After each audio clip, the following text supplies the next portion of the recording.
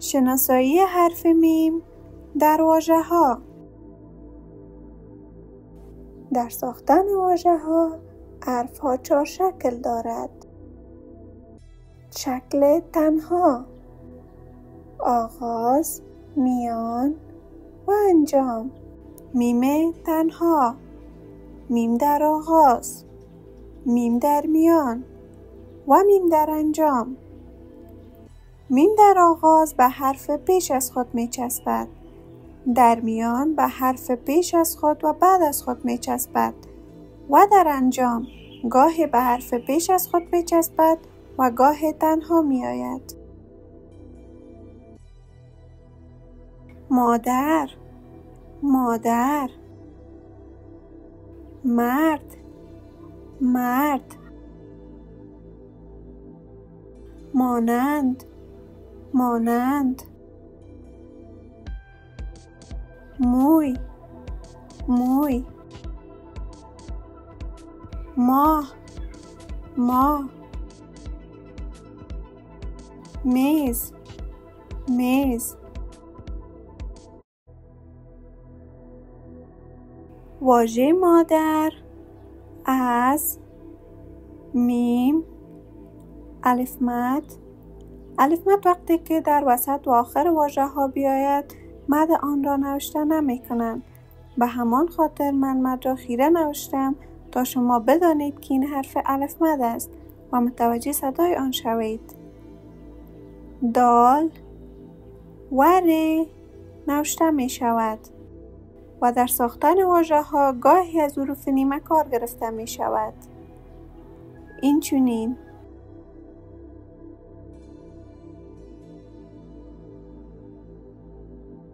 واژه مرد از میم، ر و دال نوشته می شود و در ساختن واژه ها گاهی از حروف نیمه کار گرفته می شود.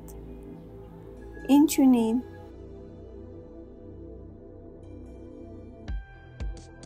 واژه مانند از میم، الف مد، نون، نون و دال نوشته می شود و در ساختن واژه ها گاهی از حروف نیمه کار گرفته می شود.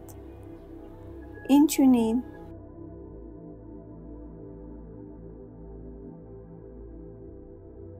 واژه موی از میم، واو و یا نوشته می شود و در ساختن واژه ها گاهی از حروف نیمه کار گرفته می شود. این چنین.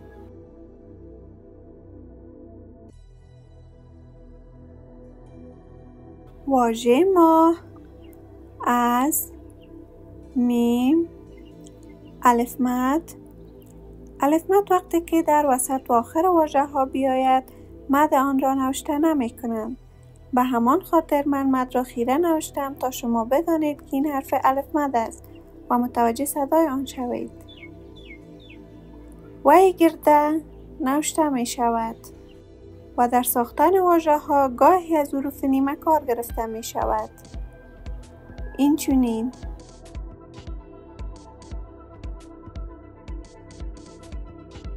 واژه میز از میم، یا و زی نوشته می شود و در ساختن واژه ها گاهی از حروف نیمه کار گرفته می شود. این چنین.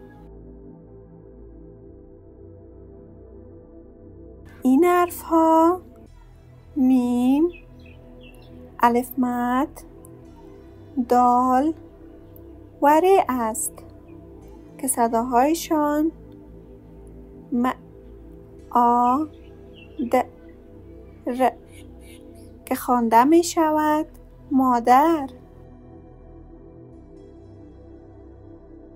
این حرف ها میم، ر و دال است که صداهایشان م، ر، د که خوانده می شود مرد.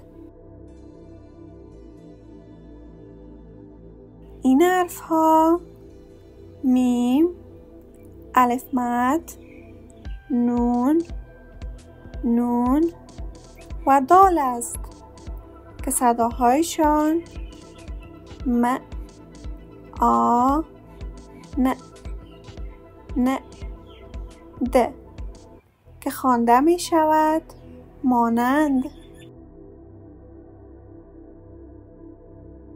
این حرف ها میم، واو و یا است که صداهایشان م، او، ی که خوانده می شود موی.